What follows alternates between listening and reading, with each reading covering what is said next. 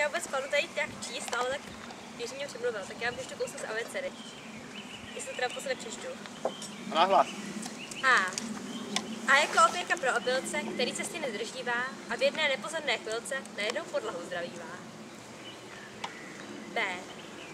Bečka sádla v baranově břiše a nad ním dvojitá brada, vedle však dívka nejkrásnější z říše, která má jeho peníze ráda. H. Historie je prohýbaná realita, která si na různé pohledy hraje. Vládcovi nikdo vinu nevyčítá, avšak těm druhým zastřelit dá je.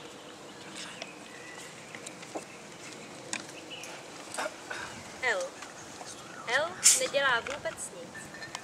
Celý den stojí a stojí. Najednou zařve z plných plic a všichni se ho bojí. P. P leží jako zastřelený pták, kterému jen jedno křídlo zbylo. Vyletěl komínem do oblak. Škoda, bylo by z něj dobré mýdlo.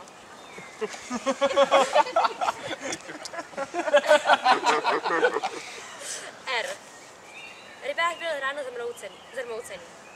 Ztratil se ze dvora rychtářovy ženy. Vyhrabal rybu včera lepenou, vracel se z kutně domů za ženu. Bývalo dobrým zvykem králů chovat si v příkopech vlky. Jednou král Bumbal na velkém bálu spal do příkopu, vrátil se bez ruky.